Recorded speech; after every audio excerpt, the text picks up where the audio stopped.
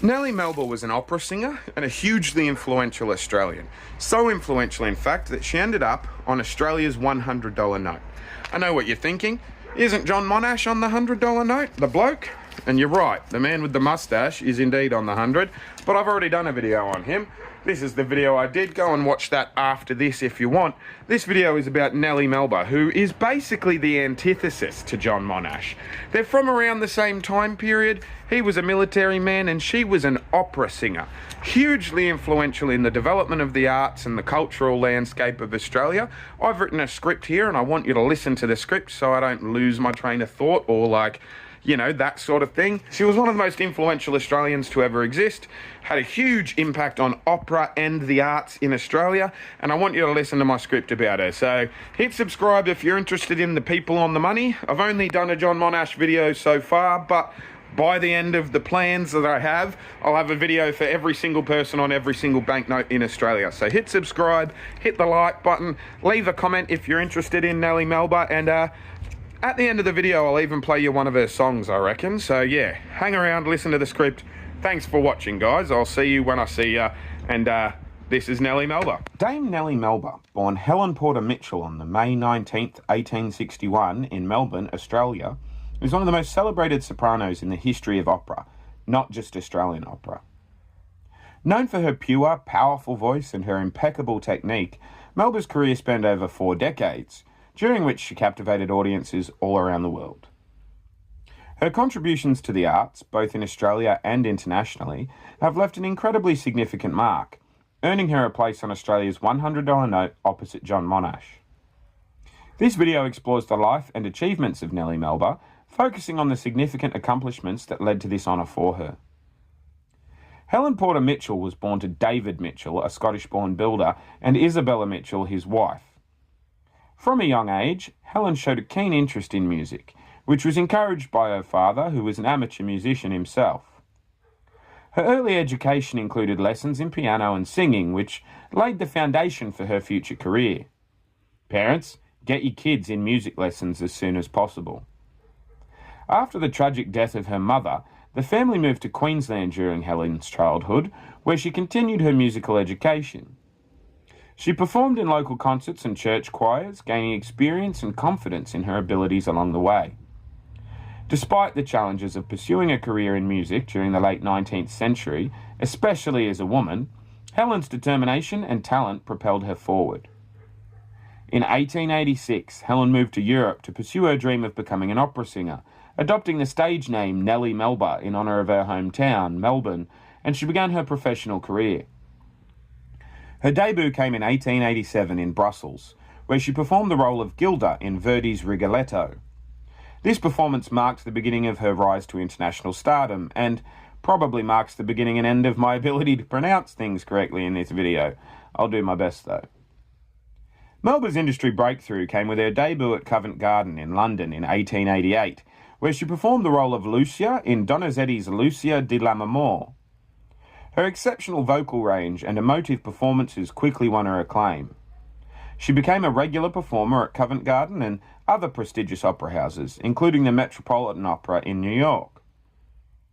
Throughout her career, Melba performed in numerous significant roles, including Violetta in Verdi's La Traviata, Mimi in Puccini's La Bohème, and Marguerite in Gounod's Faust or Faust. See what I mean about the pronunciations?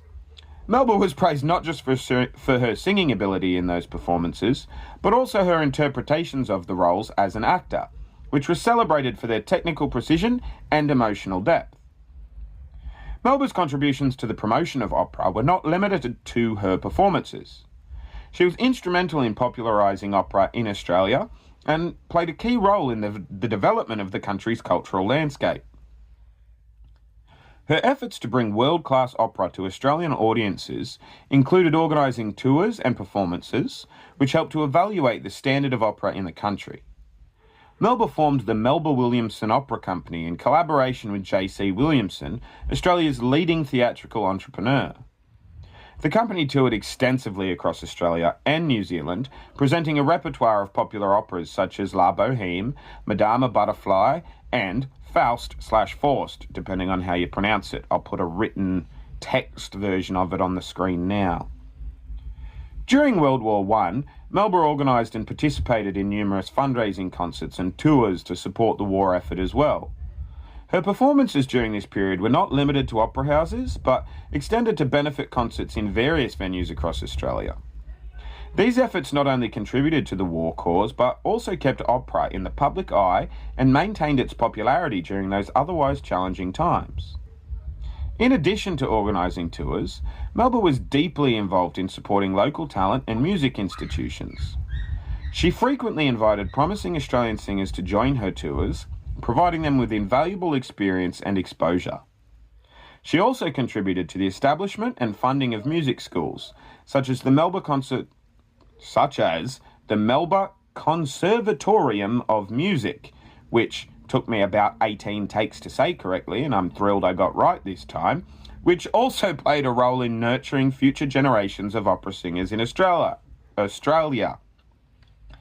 Without her role in nurturing future generations of opera singers in Australia, it would have been unfathomable that Sydney even built an opera house, let alone one of such grandeur right by the harbour around 30 years after her death. Her impact on the arts in Australia was profound, as she inspired generations of musicians and performers. Melba's commitment to nurturing talent and her dedication to the cultural enrichment of her homeland solidified her legacy as a cultural icon. Melba's career was filled with remarkable stories and anecdotes that illustrate her dedication to her craft and her larger-than-life personality. One notable story involves her performance at the opening of the Royal Opera House in Covent Garden in 1892. As the leading soprano, Melba was expected to deliver a flawless performance, and she did not disappoint. Her rendition of Ah for Sir Louis from La Traviata received a standing ovation, cementing her status as one of the greatest sopranos of her time and maybe all time. Another memorable anecdote from her life occurred during her tour of the United States in 1907. Melba was scheduled to perform in San Francisco, but the city was devastated by a massive earthquake just days before her arrival. Despite the chaos and destruction, Melba insisted on performing for the displaced residents, offering solace through her music to great acclaim. Her resilience and compassion left a lasting impression on those who witnessed her performance. Melba's interactions with other famous artists and personalities also provide insight into her character. She was known for her collaborations with prominent conductors and composers, including Arturo Toscanini and Giacomo Puccini. Her friendship with Puccini led to her acclaimed performances in his operas, and she was one of the first sopranos in the history to sing the role of Mimi in La Boheme.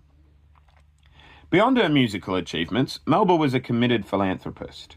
During World War I, she used her fame to raise funds for the war effort, organising benefit concerts and donating the proceeds to support soldiers and their families. Her dedication to charitable causes extended to her support for music education, as she believed in the transformative power of music. Melba was recognised for her contributions with numerous honours and accolades during her lifetime. In 1918, she was made a Dame Commander of the Order of the British Empire for her services to music and philanthropy, which is literally the same thing as being made a knight or a knighthood.